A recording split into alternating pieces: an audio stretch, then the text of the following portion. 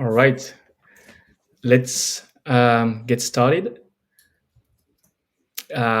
We have a very exciting agenda today, um, talking about robotics and data management. But before we get into the topic, I'd like to introduce our two speakers. First of all, Jessica. Welcome, Jessica. Maybe you want to tell us a little bit about yourself. Thank you, Per. Thank you so much for having me here. Hello, Adrian. It's a pleasure to be here with you. So, my name is Jessica Chavez. I am the founder of the Latina Success, and I have more than 15 years of experience in customer success. And well, I found Latina Success because during all my time working as a full time, especially in the robotics industry, I found that there is a gap in what is customer success for robotics. Usually, customer success was born in the SaaS industry. And of course, the robotics industry has been adopting this approach of helping the customers to succeed when they are implementing or using their product. And I found that the way we companies were trying to push for this adoption and this increase of grow and success with our customers is not the same way you have to do it in the SaaS industry. So I have been working with companies helping them to create their playbooks and create their metrics and create success cases for them, especially when they are going for prototype and ready to go to market. Well, I'm so excited to be here and talking about how to address the challenges of using the data and the data management for all this. Great. Well, we are lucky to have you, Jessica. Thank you. And together with Jessica, we have Adrien from Heex. Adrien. Hey folks, my name is Adrian Maillet. I've been a salesperson for about 10 years now, working in the SaaS world. Have a pretty deep experience working in pretty innovative companies, specifically in CMS API first companies. And so I've joined the Heex team now for about 6 months. I've had the great privilege of being able to talk with some of our customers, some of our users to get a sense of how they are leveraging the platform to get smart data out of their autonomous systems, whether we're talking about drones, whether we're talking about AMRs, pickers, or autonomous vehicles, which has been the big market that Heex has developed in. And very excited today to talk with Jessica about through her vast experience and a little bit more into going to talk about the issues here with robotics and data. So looking forward to it. Great. Thank you, Adrien. So before we start with our agenda today, I'm going to open our Q&A session. So feel free to already ask questions that you might have during our webinar, and then we will be happy to take a look at them if we have time at the end. Today, we're going to talk about robotics and more specifically data management challenges. Before we really dive into these topics, maybe Jessica would like to hear from you about the robotics trends we see today with AI, that there are a lot of robotics applications that are popping up all around the world in different industries. Even the last event from Tesla was called We Robot. So there is even like now potentially a new transition of Tesla as a robotic company rather than a car company. So this is really a huge market trend, which has different kind of, let's say, maturity in the way it is being implemented. Can you tell us a little bit more about those trends and what you see here in the market? Yeah, absolutely, Pierre. So I think, as you mentioned, right, we start seeing a big trend that is coming from previous years ago, right? But we see how this has been growing exponential, right? And we see that expectations, according to what is in the market, the the big market is going to be for 45 billions to 74 billions by 2026, right? That's the expectation.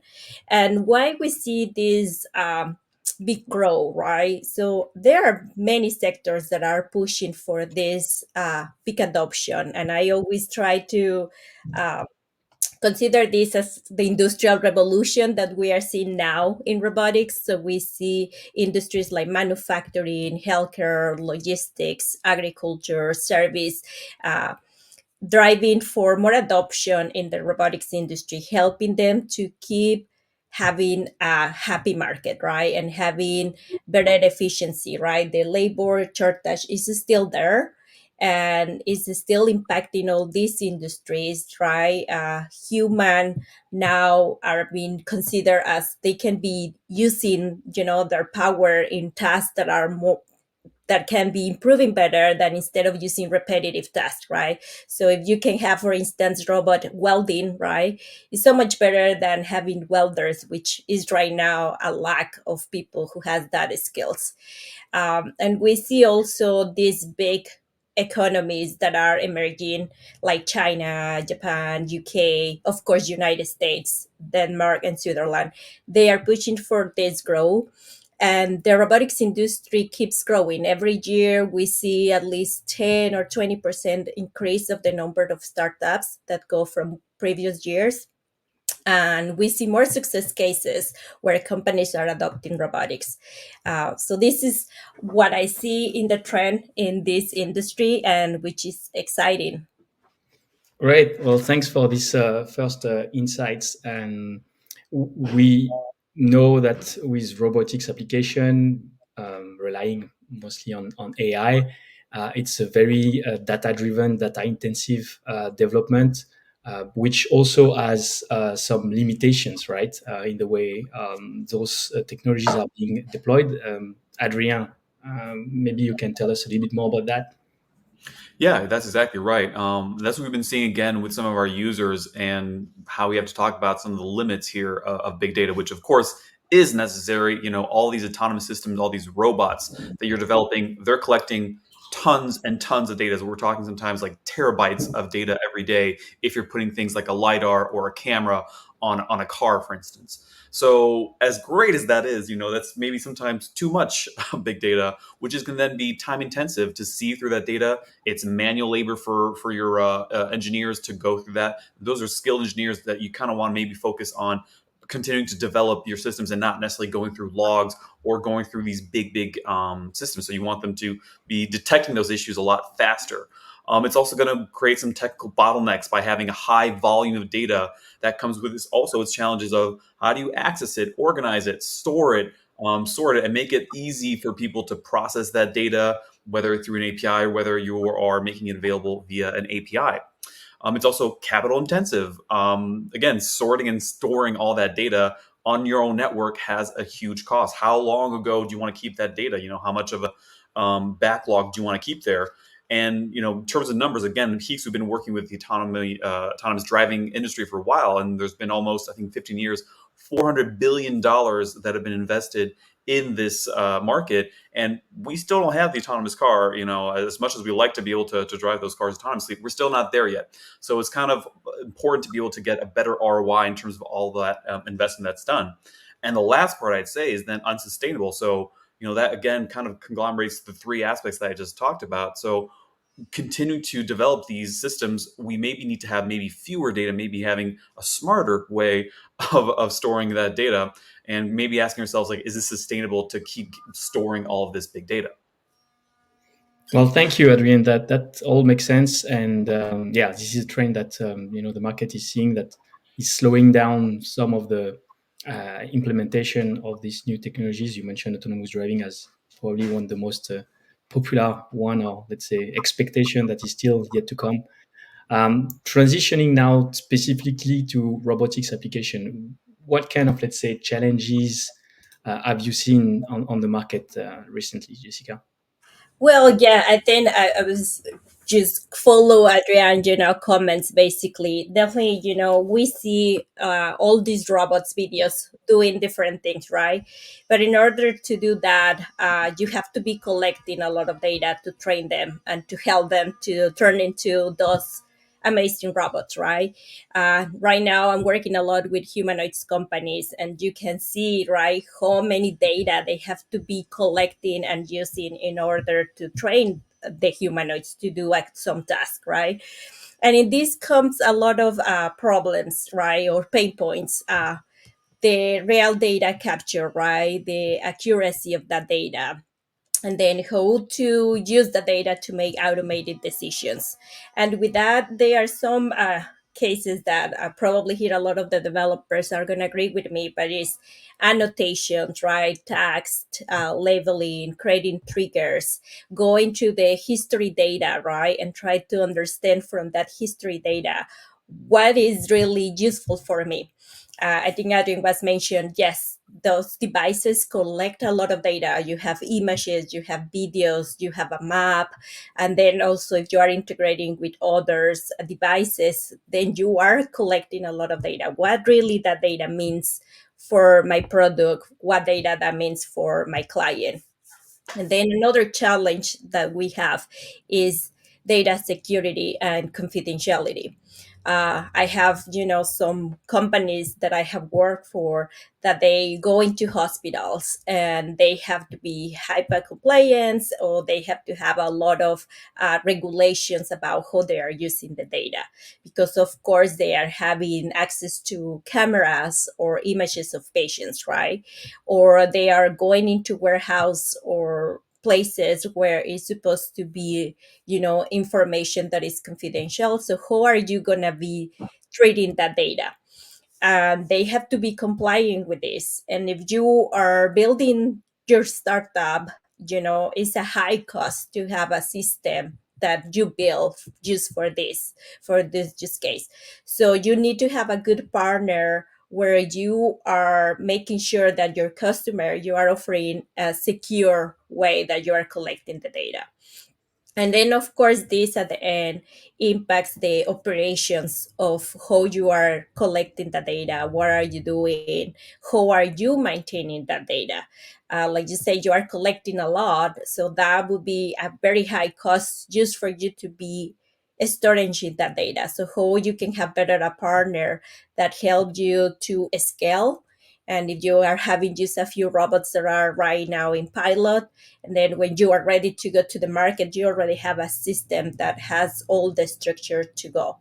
Um, so all these problems I see, with a lot of companies, that capturing the data and managing the data, a lot of the times between developers, they say massaging the data is manually, is a lot of work that they have to do manually, and how they can do, using that time in better ways to really improve the product instead of just be doing all this work manually. And at the same time, we see robots helping to reduce repetitive tasks. I think having a good system that helps you to manage your data and how you are capturing is going to improve your product instead of putting the time of your developer team or your product team just trying to collect that data. Those are the challenges that I have seen so far. Now that's very interesting, and what is even more interesting is that it sounds from what you say that this data management is in everyone's mind, right? Because you describe issues both from the technology, the provider side, the people developing their robotics solution that challenge to get a massive amount of data to deal with it, to develop their product, to diagnosis. But you also describe issues of people that are ultimately the end customer, the one benefiting from all this automated operation that have issues regarding performance, regarding security, confidentiality. So it's really like an issue that um, concerns or involves everyone, right? And from your experience, do you have gaps that you have already identified in data management that you could maybe share with us? Yeah, absolutely. Well, I have worked in other companies. I think I work with, well, I can tell you, I work with Foreman, right, where we are a fleet management. And I feel that one of the biggest challenges was the lack of visibility in real time, right? How really can they have access sometimes to real time, or even when the robots are in a places where it is very difficult, to have internet or G4 to really be collecting the data. And then there are some farmers that they need to collect data not only from the robot, but also integrating from weather, from the soil, and from other purposes. And they need to use the data that is collected from the robot and integrate it to these other systems or platforms to really optimize their work. And the integration makes very difficult, right? There is a gap of the integration there. And then one of the biggest one at the end is for business, right? How they can have data that can be used to measure the ROI. Um, how they can really use the data to create KPIs that make sense for business.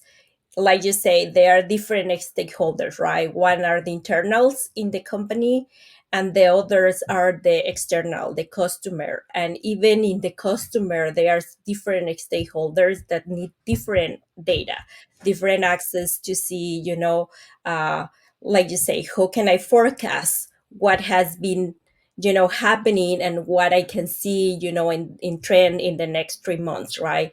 How can I use this data not just to see what is happening today, but also forecasting what is happening later?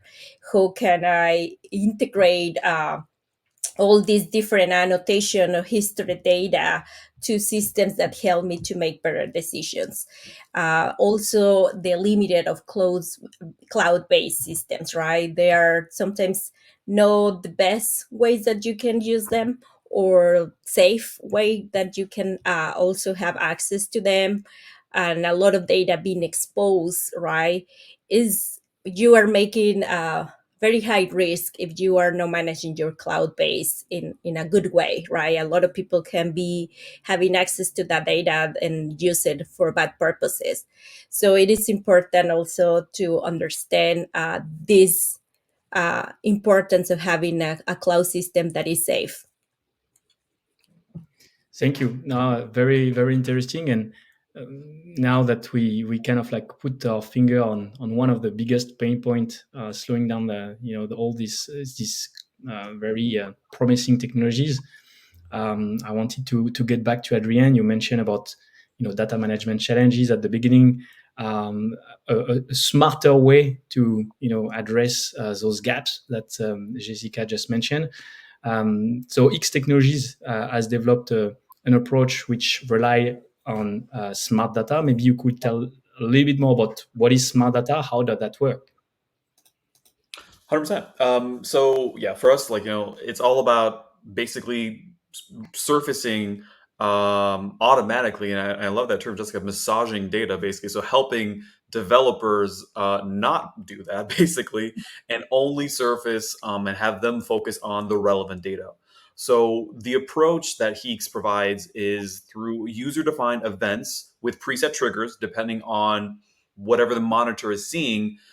We want to enable all the organization basically to extract snippets when those triggers are triggered, and have only the relevant data directly, shared either via our cloud platform at the edge or via an API. So we create smart data from the mass raw data that you have seamlessly and distribute it wherever you need it to be. So whether that's on the cloud platform, if you have a support engineer that needs to have that data, or if it's maybe a user. So maybe if you're like a robot manufacturer and you want that data to be accessed by your clients, basically just making it accessible. But the big focus here is less data, just the relevant data. If you're looking for error bugs, if you're looking for a system that goes from automatic to manual for some reason, and then focusing on the issue. So having people basically just focus on smart, relevant data.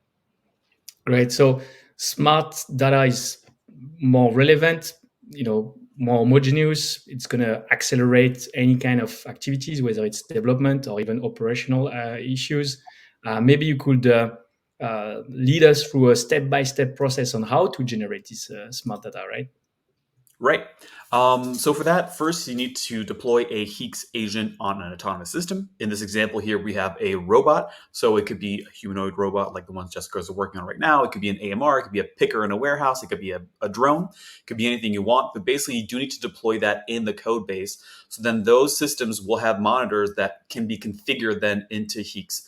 So then through CLI, through the cloud platform, different ways of developing that, you can then look at all the monitors, see what you're looking for, whether it's just a boolean that's like object detection, if it's maybe a temperature that is going from this temperature level to that temperature level. You are really defining what triggers you want there. So you're configuring all of that. So then once the conditions of that trigger are met, once the event happens, basically, it's going to send that relevant data. And again, you're also configuring that in Heex. So if you want to have the video recording, if you're in a warehouse and maybe you're connecting to a third-party camera that it can see, what is happening to that AMR, you can absolutely connect that there and have a snippet, really just the relevant data. And it could just be 20 seconds, could be 30 seconds, however long you want the recording to be.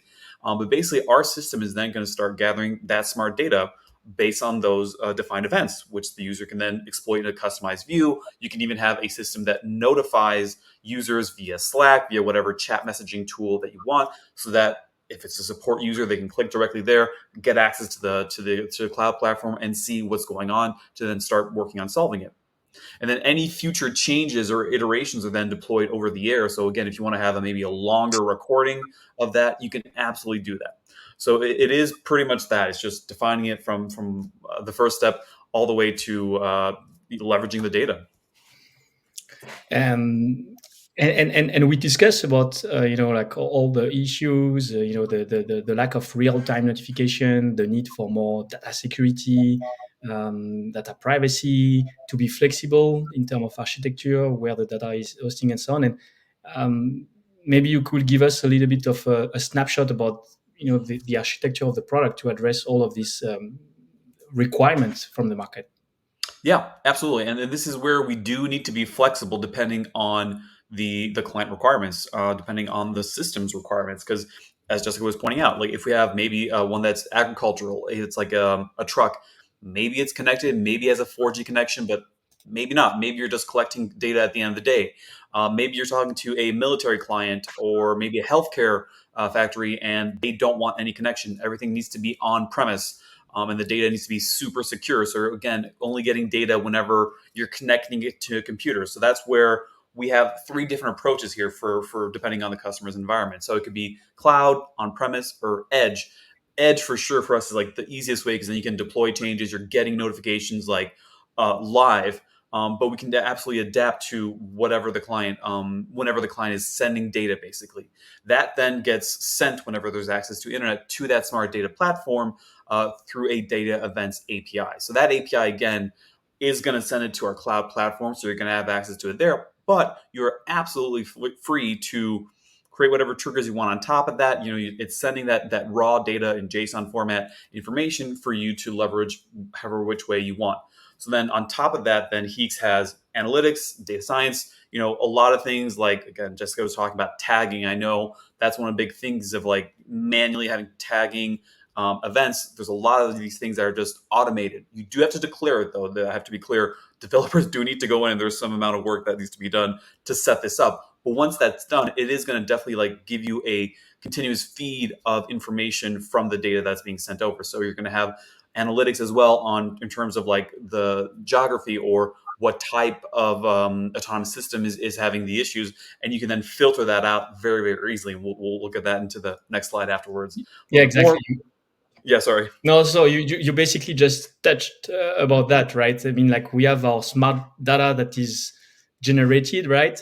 And it goes into a cloud platform where you have like additional services in order to leverage as much as possible this smart data, right? 100%, 100%. And actually, that's definitely something that we're very happy because we're just iterating on this. We're going to have the V2 of Heex that's going in global availability middle of November.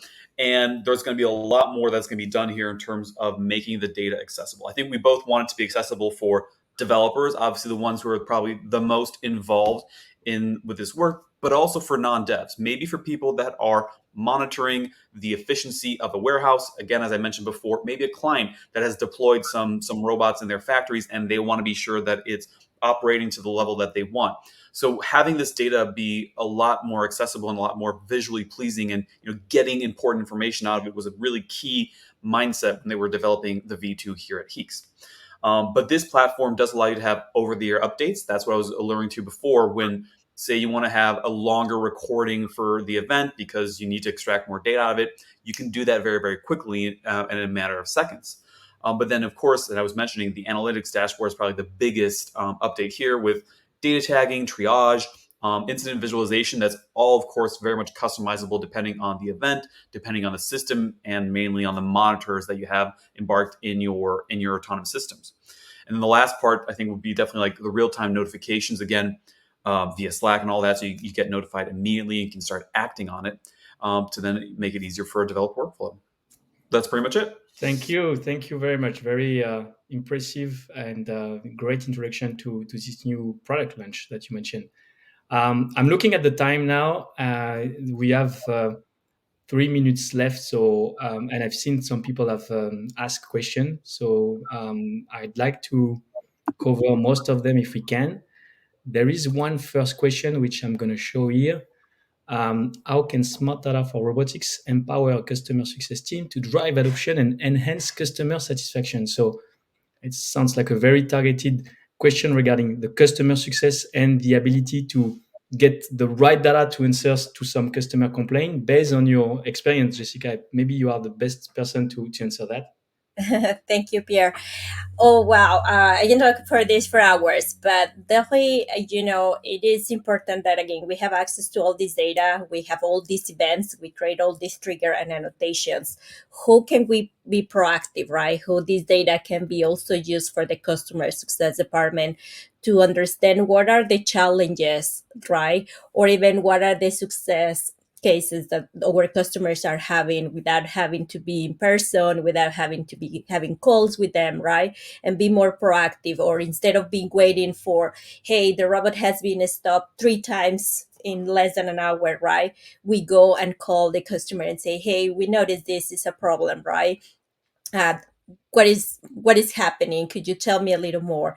And instead of waiting for the customer calling you, you are calling them, and that is changing the way they are seeing your company, the way they are seeing the experience, right? They know that you are trying to be proactive instead of reactive. And then probably already your developer team already realized that there is something going on and they need to do debugging, and you already are calling your customer saying, we already are working on this, right? We know your robot has stopped, your robot has been doing this, and we can address it. I When I work with the teams in all having all this data, making a purpose for driving success, I have seen a big improvement, right, in sales. Customers are happier and they recommend to another customer, right, because they say, we have an excellent experience with them. Regarding that, sometimes, yes, as any technology can stop, can have failures and so on, but it's how you are treating them. And having a product like this, it definitely helps you to improve that. Well, again, I can keep talking about different use cases, but be really using the smart data to be proactive with the customer makes a big difference in your product. Thank you. And I guess also customer teams, they are not necessarily very tech savvy always. So having a tool that basically already exposes only the data that they need to support their customer is also very useful for them, right? Absolutely. Yep. We have time for one last question, which is for you, Adrien. Which industries is X Technologies, I believe, targeting in priority? Yeah, good question. It's been a year of transition. We've had V2. We've been focusing mainly. V1 was definitely more centered around autonomous driving. We've had some successes there. I think both in like autonomous driving and in some of the public sectors as well. Unfortunately, autonomous driving, as I mentioned before, as much as Elon Musk is pushing for this, we're not there yet. The future's not here. We're not a Minority Report where we have autonomous cars completely driving. So there's a lot of factors to that, political and all that. And so right now, what we're focusing on is more real life use cases of where autonomous vehicles or autonomous systems are already in operation. And those are mainly, I would say, AMRs, warehouses, cobots to some extent, even drones for security purposes. But I think the big focus that we're seeing is, in Industry 4.0, where is a lot of automation that has already been implemented. There are definitely some more smaller actors in there that are working more on R&D and working out newer robots, but there is a plethora of companies already out there with pickers, forklifts already in operation. And looking at companies like Amazon or other larger companies, you see this is already implemented. So helping those companies and helping those developers accelerate their development cycle is definitely our priority going forward. Right, and it looks like well, we are getting to an end, but it's a great transition with the final, let's say, message, because as you can see from our two very enthusiastic speakers, this is a topic that cannot be covered in 30 minutes. I wanted to thank Jessica and Adrien for their contribution today. Thank you very much for your insights. Reminding about the new product released in November. If you are interested to hear more about it, please feel free to contact Adrien. And the next webinar session will be focusing on one of these targeting industries that Adrien has mentioned, specifically logistic robots. That will be in November, probably the second half of November. So stay tuned for the next episode. With that, I thank again all the speakers and the audience for their attention, and have a great end of your day. Thank you very much. Thank you so much, Thanks again, guys. Jessica. It was Thanks, a Bear. pleasure. Bye. Bye. My pleasure. Bye, folks.